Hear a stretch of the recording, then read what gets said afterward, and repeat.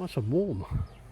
Yes, it is a nice day today in caravanning La Humbra, if that's how you say it. Alhambra.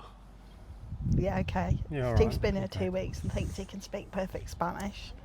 He can't, of course. No. Yeah. So what do we think of this place then? Beautiful part of the country. I'm glad that we're in the mountains because it's cooler, because we've been to Madrid and that was so hot. Yeah, so I reckon this is, I'm going to say it's about the same as the UK, but it's not. The UK's been really hot as well. So this is about 25, 26. Madrid was about 35, 36. Yeah. So there's about 10 degrees in it. Yeah. And for, I can't remember the name of the person, but whoever chatted on our channel looking for some winter sun, probably not here. No. Because this is very similar to the UK normally. Anyway, so it would drop a bit on that. We also met some other Brits, didn't we, earlier in the holiday, who'd been here, travelling, but they'd been here in May, and it was a lot colder with snow on the mountains. So Yes. winter sun is not this place here. No. Let's get on to this place then. But if I had to grade this out of 5, I would probably say 3. Would you agree? I would say, yeah, 3, maybe 3.5. But however, what I would say is that's based on our needs as a middle-aged couple. Well, no, it's not also that. I mean, I'll tell you why I've come down from a 5 to a 3. Because of the noise. This site is not quiet. No. As you probably heard, next door there's a baby giving it some serious welly, and that happens quite often. It is a family site, isn't it? Lots of families. It is, and also starting I think about 4, and then at 6, and then again at 9, probably around about 11. There is something makes a hell of a cockatoo type noise. It's a cockerel. It just drives you nuts. That in conjunction with dog barking. You can't hear it, but I'll try and put it on later, and I'll catch the audio. I'll put it on here too. And then our pitch is about 6 away from a road just over that side, and they 6:15ish every day. 6. They empty them bins. Yeah, actually it's before 6 because I woke up this morning. It was 5:58. They come and empty some bins or something. Yeah, just imagine dust cart Really loudly. picking up wheelie bins, putting them down. They're doing that, and that goes on for half an hour. Wakes everybody up. So that's why I dipped from a 5 to a 4, and then further down from a 4 to 3 is because of pitch sizes. If you look at this pitch size, we're probably on the preferiti side of it, because we were here for 2 weeks. Right, so they give us a better pitch. But some of the other ones, you can just about squeeze a 7.5 or an 8 metre caravan on it, let alone a car. They do have a car park, would you believe? So you get a choice of awning or car. So, from that point of view, yeah, it does drop it down to probably 3.5. And then the other half, I reckon, is because there is so much camping, not caravanning on the site. Yeah. Which means you're inviting that type of personnel. I would say that the bigger pitches for a caravan our size are limited. We've got one of them, and we've been on pitches that are far bigger than this, far more space.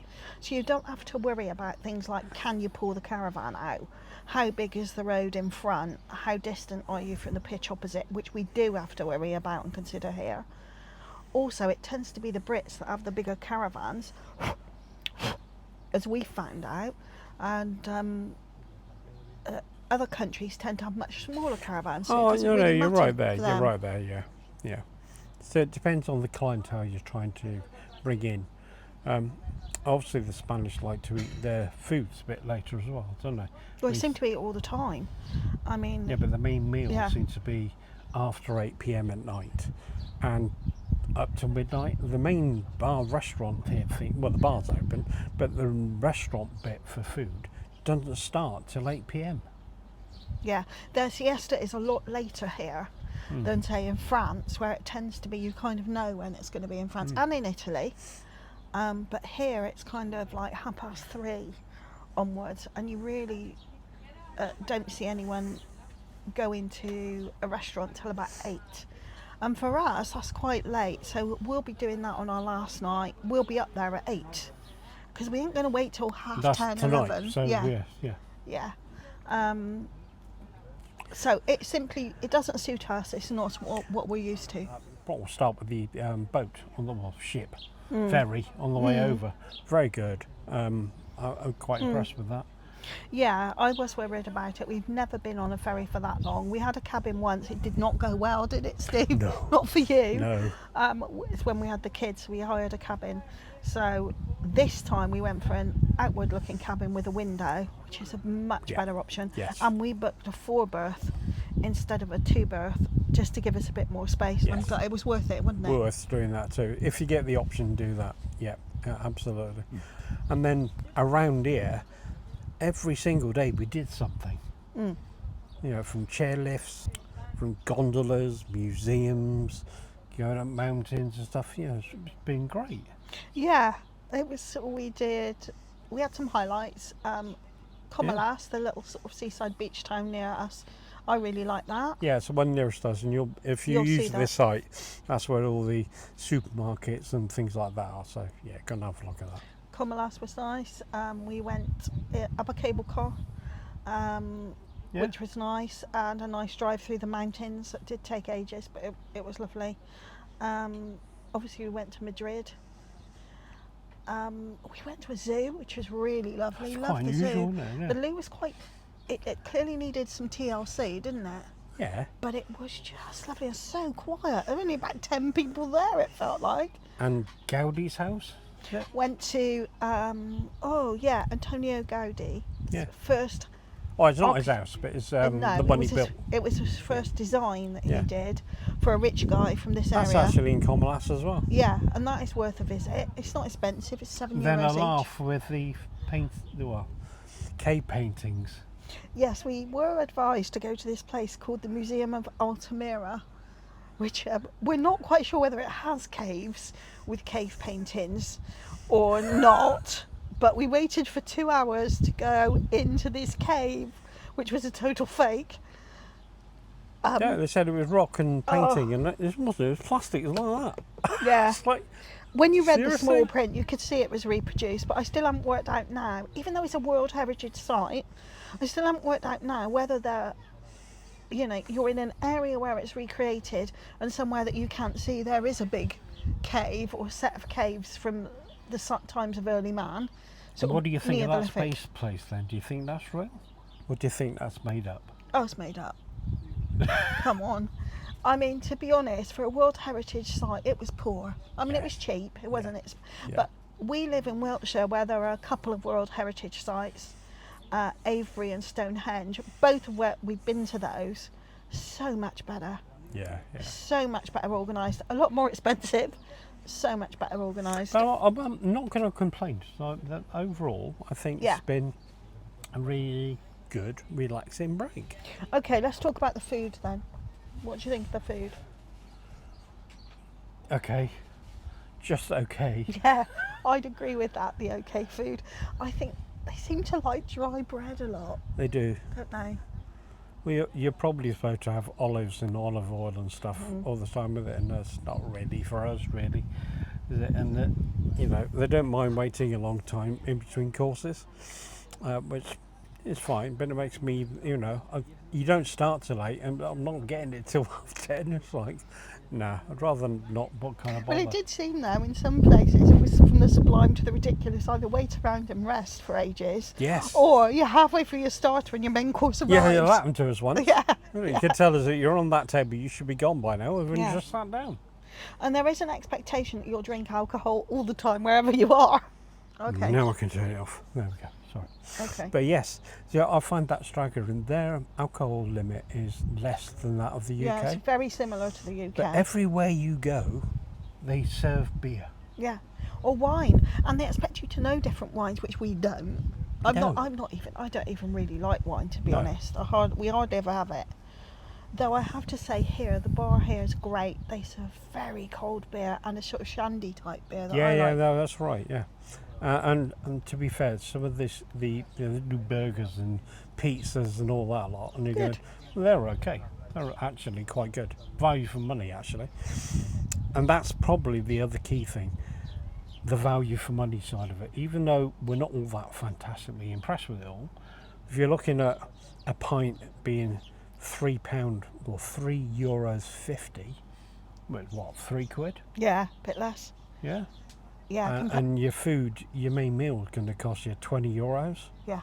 Which is what, £15? You're going, and that's it. And It's actually quite given that for years, well, same now, but when we had the children, our biggest expense by far cheap. Was food. is food and drink, always. Yeah. So we were prepared for that, but here I would say that eating out's probably half the cost of in the UK, roughly. So let's talk about a couple of other things about this site as well.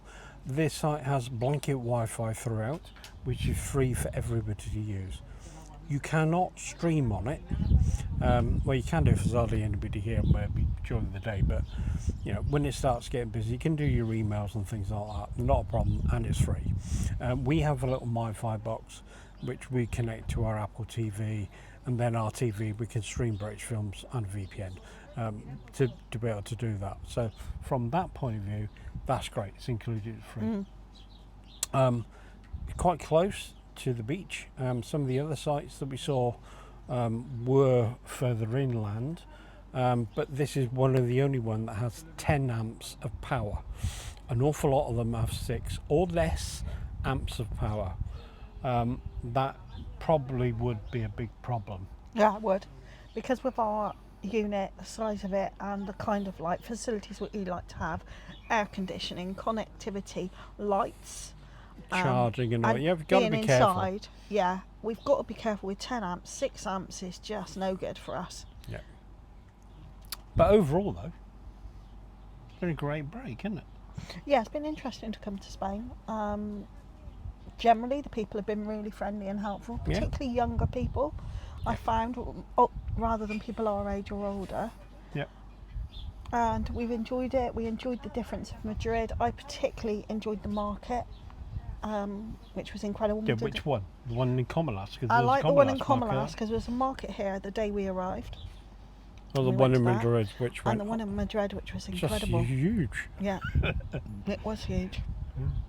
And that's it. We're up north then. So the food last night was as expected. Very good, but to wait 3 weeks for it to arrive. But of course, job number one would be the tight squeezing of the caravan between the hedge and the curb. Well, I'm going to call it a curb, which is on the left-hand side. You can just see it here, look. But that's it. We're off. And I suppose it would have been a different story on this site if we'd have been given one of these smaller pitches. The next stop is Santander, which is only an hour and a bit away, which was uneventful. However, this was also a pleasant surprise, as the route in was well signposted, as it was the 2 lane swaps we had to make as well. So there's one out into this lane, and to go around the bridge, and then one to go back in again once we're done. And then it was nice and clear to stay in the lane you're in, where you will eventually be turning off to the ferry, which is actually a slip road off of this road. Now this bit is really simple, because you've only got, a couple hundred metres, then a booth where there's a person who tells you what lane you have to go in, and that's it. We just wait. Now, we had a little over 3 hours to wait anyway. Took the opportunity to have a look in the shop. Look, there she is, on the way in. Well, we think so anyway. Well, they have a fast turnaround, don't they? Let's go into this little shop. See if there is. And they got toilets as well. And so we had a little opportunity to have a little wander around. But it didn't take them long to get cars off. What's going off? So as they came out, I'll just go for anything there. And That's where you... I guess that's where we'll be boarding then.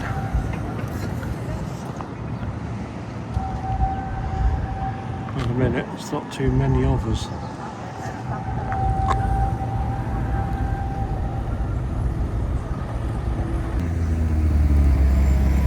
You can see all the blues.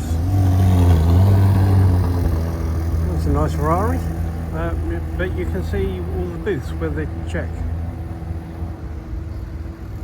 Ooh, well, one last check from me to make sure we're all hunky-dory, because the next thing is they're off.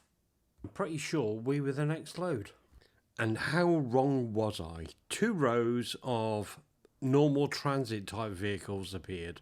But anyway, now then, I'm not suggesting for 1 minute that the documentation and all the rest of it checks that have to be done are not really done here. All we've got is this passport control, to which I go through, and then that's it. Next stage is board the boat.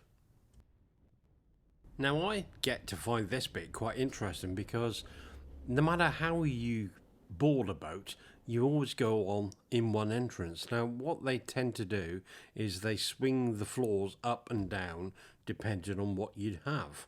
As you can see with most caravans or larger vehicles, they go on last to be able to fill up the appropriate space on the middle. Oh, and also they don't raise or lower the floors. But that can't be said for the side or with the cars. As you will see here, there is a middle section which has gone up, which allows car access to the down level, but the one on the left is for caravans and the one on the right has been set at a different height, but for like Land Rovers and things of that nature with roof bars on, but not as big as caravans and motorhomes of course. But that's it, we're on.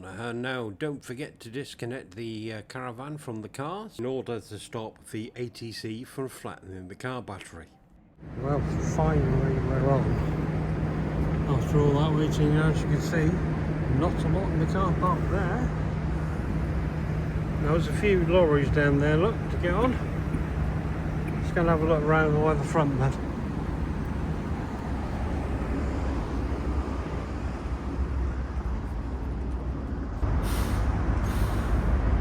There we have it.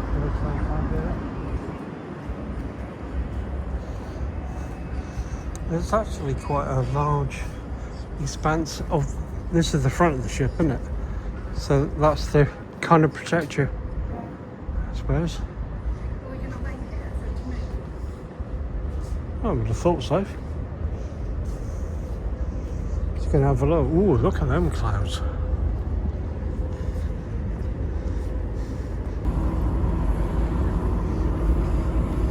I guess they want a bigger tug than that, don't we?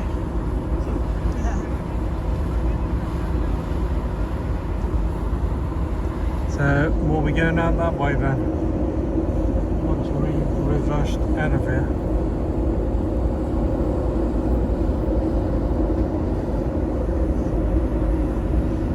In between, you have to go in between the red and the green buoys, do you? Oh, right, okay.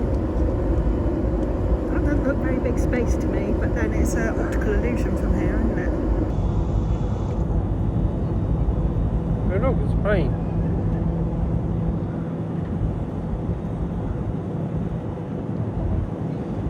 Well, that's where the airport is then. Now also there's a large island in the middle because you can only see it when you're up on the boat, but there are people on it, so it's connected and quite a nice looking beach. But anyway, we are going through the gaps and no doubt heading for some food. And even breakfast the following morning, but we're not that far away. The trip was fantastic and no really long queues for absolutely anything. And the weather forecast is really good. Well, there it is, off in the distance. Plymouth, here we come. It's a beautiful day. Dead lucky with the crossing.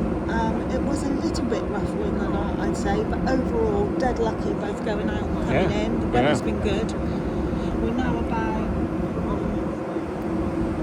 40 minutes out from docking, which means that very soon we'll be told to clear our cabins and get down into our cars. Yeah.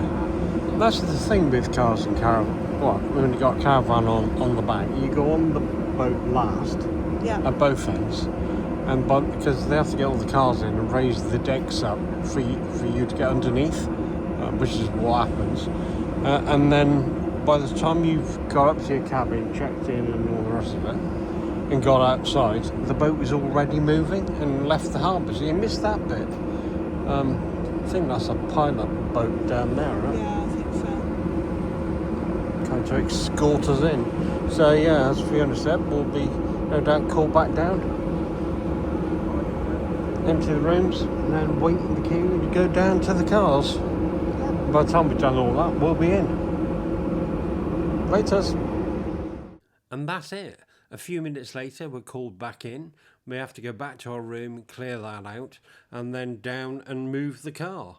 And because we're only 4 or 5 from the front, we're immediately straight off. I have to say, it was a good break. I did have a bit of doubt in the back of my mind with staying on a ferry for this long, but I have to say, very good, and I can't wait to do it again. Please like, subscribe, hit the little bell, and we'll see you on the next one.